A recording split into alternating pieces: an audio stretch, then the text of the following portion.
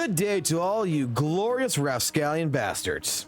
The name is FOXSOL. Welcome back to the channel. Welcome back to some more WutheringWaves. Hopefully you're having a good one wherever you're at. Today's video topic is going to be a simple one. It actually comes mainly from my comment section on one certain video about, the developer notes for 1.2. And we're going to discuss what is actually the quality of life status here in WutheringWaves.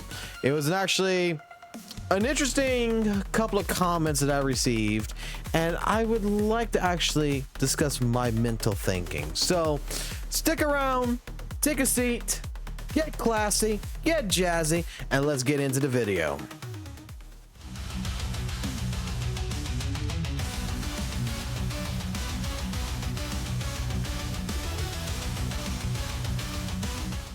Alrighty, so welcome to today's video on talking about quality of life versus gamer laziness. I know that this is going to be a topic that more than likely is going to, irk some people. And in particular, this is in relation to one of the videos I posted before for the developer message of 1.2. And honestly, I figured it was actually a good conversation topic to be created into a video from a simple perspective of mine. Was kind of driven to the point to where some people were calling me out and saying, compared to other content creators and stuff like this, your take on this is completely ridiculous. Big L for content creator, you are a fucktwit. Basic messages that you would expect from somebody that does not get the full context of what someone's saying, just going in there, listening for what they were listening for, and then stopping the video and then calling you out for something and not listen to the full thing. So what it was that we were talking about in the update video was that they're going to be adding a shooting utility. This shooting utility is going to be coming in, and in all honesty, technically what it's going to be doing is replacing a character in your team that is, a shooting character. So Mortifee would be a great example of this. So they want to replace it so that way, if you don't run it on your team and you come up to these shooting puzzles, for example, this is what it was being stated in the idealism of the developer message, that they're adding this tool so that way pretty much you're not going to have to change your characters and you can just activate the utility, do the puzzle, and be done. And when I read the update, to give you context, I'm going to put it like this: I was kind of a useless update in 1.2 compared to everything else, and I was praising the rest of the update, but it's like this and another one, the Resonator Showcase, both of these I was kind of like, this isn't really, in my personal opinion, really that good in the update. Okay, this is, I could take it or I can leave it, and this is where people are like trying to explain to me that I don't understand what quality of life of a game is. All right, so before we get on, and if you're still watching this video, I'm gonna ask you right now to take the time and write down to me what your thoughts is about quality of life.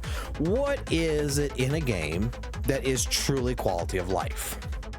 Okay, because to me the shooting utility is not a quality of life measure, it is a gamer laziness method.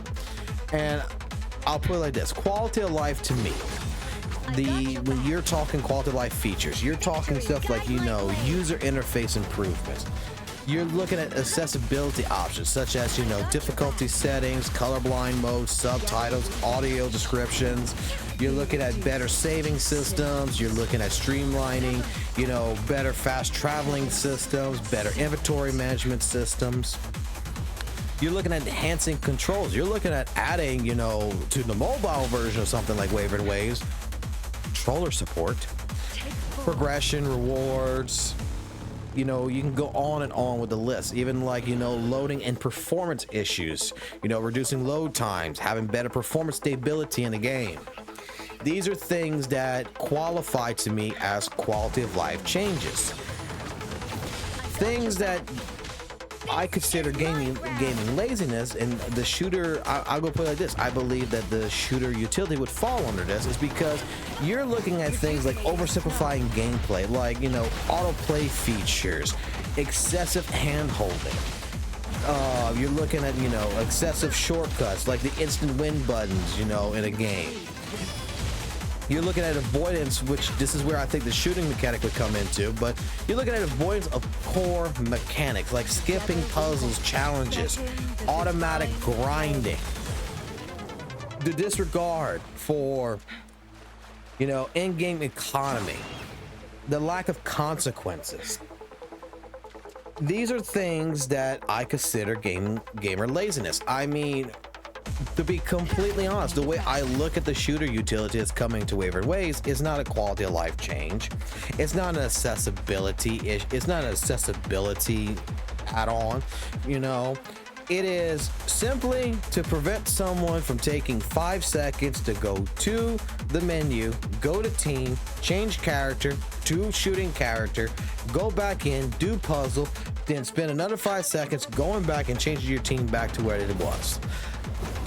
I've never had any complaints when I was playing, you know, WutheringWaves since 1.1, 1.0, 1.1, about the shooting puzzles. I would be like, oh, shooting puzzle, let me go ahead and change over to a character. And I even explicitly, you know, when I was playing Chang Li or I was playing Jinshi, that I even had a secondary team that was my GN team that already had Mort on it. That's like, okay, let me just swap to this team, do the puzzle, and swap back to my main team. Big deal, all done. The game gives you fucking the ability to map out like what, 5, 6 teams. So what is the point of the shooting utility? And even the developers, like I said, even they mentioned that that was basically what it was for, that they heard feedback and people were complaining about this. And it's like, okay, but you know, they did say future wise that they were going to look at utilizing the shooting utility for other things future wise, which I'm fine with. You know, having it to be something completely, you know, right now for this, and then later on it changes to something else, it's a great idea. But it's not a core quality of life measure at this point in time. It's not something that is really necessary. And this is where I think that my age shows, is because I'm the type of person that grew up with games, man, that didn't have save files. My first systems was Super Nintendo and Sega Genesis, and Sega Genesis, man, like, it was rare to get a game that had actually a battery in it that would save your game progress. And even if it saved your game progress, it wasn't a game that had checkpoints and stuff like this. You fucked up, you died, you start from beginning again. You lose all lives, you start from beginning again. A lot of times, in true skill of a gamer, and I'm gonna put it like this is how speedrunners were made, man. Like, this is the way I actually think that speedrunners were made. You would get a game from like Blockbuster. You would rent a game. You got 3 days to play this game because mom and dad, you know, they're poor, but they love you and they're gonna rent this game for you. So depending on the game and whether, you know, it's a platformer, whatever, as long as it wasn't a fighting game, whatever, you wanted to play this game. You got 3 days to beat this game in. And nowadays, how games are with journalist modes and difficulties and everything else, you know, it's so much easier now for a lot of different people. But back in those days, you would have to grind that game. You would have to know every single enemy placement. You would have to understand your routes, because every time you failed, you would have to start from the beginning, and you would have to go all the way back through all the BS, all the fucking bullshit all over again, until you got so good that you were able to get through that level that used to take you 10 minutes in a minute. Because you studied it, you understood it. Games back then didn't have like 30 or 40 different levels. We had 7 fucking, like, majority of games had like 7 or 10 levels that was just really fucking hard and bullshitty, but we got through it. And there was no accessibility. And that's what I think like a lot of games nowadays forgets, is what made gamers gamers. And that's where I'm hoping with WutheringWaves that we're not going to see stuff like this happen. This is the real reason why I like WutheringWaves over Genshin and most other gotchas and most other games, in all honesty. There's only one other game series that I like that is not a gotcha series, and that is a Dark Souls series from games from Software, because From Software gives you a game, man, and basically, you know, it's hard and it's challenging. You die, it's not the game's fault, it's your fucking fault. Get good. That is the entire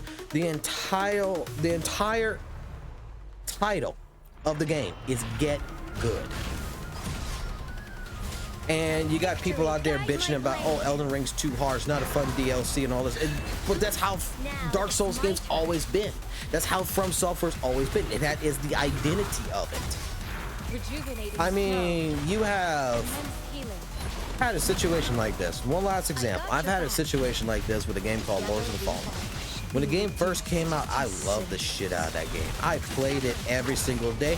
You can check out this channel. We made guides, we made videos, we showcased everything. And then we blew through that game after a while. And we were still having fun. What ended up happening is that developers start listening to, my personal opinion, the wrong people. And these people are saying, oh, this is too hard, I can't find a blacksmith. Bro, the blacksmith is in the second area, down a fucking ladder. You gotta kill one enemy, get the key, unlock the door, you're done. But the problem is that the reason why people bypassed the entire blacksmith was because they were too fucking scared to go down the fucking ladder.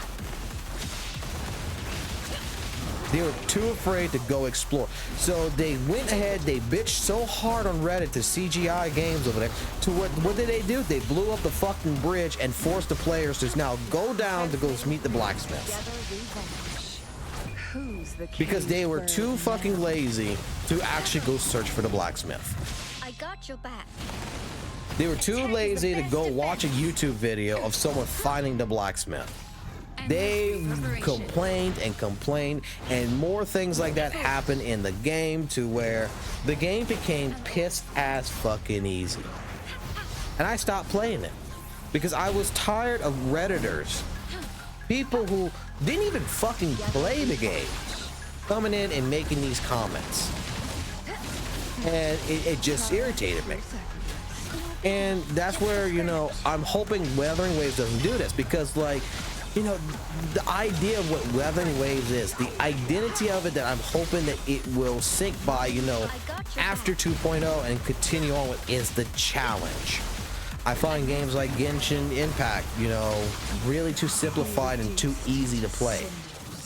I find that, you know, when it comes to certain things, certain other games, you know, Soul Leveling, Arise, Devil May Cry, Peak of Combat, these are games that also have more of a, you know, journalist mentality.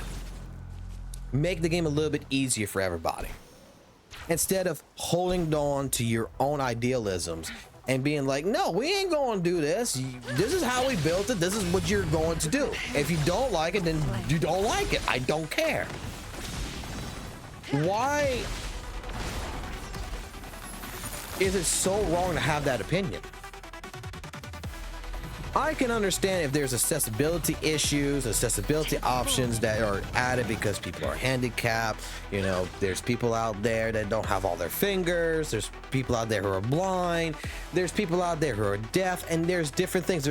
There's different things out there for accessibility. Yes, I completely agree. Accessibility options are needed for them. But there is also a fine line of just, you know, providing true gamer, you know, laziness. You could even say in a situation that, you know, pay to win is also for lazy gamers. And you would be 100% correct. And that's another thing about WutheringWaves that I love about it, is that you could be pay to win. You can max out a fucking your Chang Li. You can max out your GN. You can max out your entire team. You can get them all summoned 6. You can get the best echoes and all that stuff on them. It ain't gonna mean it doesn't matter when you go fight a holographic boss. The holographic boss is just gonna go ahead and put on some gloves and say, how would you like your ass spanking today? You still gotta learn how to dodge. You still gotta learn how to do things. So that's why, like I said, the topic of what is a quality of life change versus a gamer laziness change or journalist change is very much a compelling and, honestly, in my personal opinion, a good conversation to have. So tell me your thoughts down below in the comment section. You know, I'm not like every other content creator. At least I don't think I am. I'm the type of person that is very blunt, very honest. I have my opinion. If you don't like it, you don't like it. But, you know, I'm not going to go out my way just to completely disagree with you and call you an idiot. You know, I'm the type of person that, you know, I'm too old for this shit. I'll say what I say, and it is what it is. If you don't like me, you can unsubscribe from the channel. You don't have to watch my videos, man. But if you're gonna have a true, you know, I'll put it like this: you're gonna have a true argument about it, you know, a true point. I want to hear it. I want to have a debate. I want to have a debate with someone who, you know, is going to argue with me that no, the shooting utility is great and these are the reasons why, and not get offended just because I say I think it's meh. That's all. And that's why I say, if you're gonna leave comments down below, legitimately, what's your opinion now? Don't be a fucking diehard goddamn little jackass little bitch about it, but, you know, put your heart and your soul into it. You know, if you agree, you disagree. And, you know, don't get butthurt if other people don't agree with you. Hold your platform. And then shake my hand at the end of the day, you know, respect each other, that even though we might not agree on this, but, you know, we can respect each other for who we are. That's all. All right, guys. Take it easy. If you like the video, consider giving the channel a subscribe. Consider giving the video a like, or even a dislike if you hate the shit out of me. Don't care. And in any case scenario, keep it classy, keep it jazzy, and I will catch you on the flip side. Peace.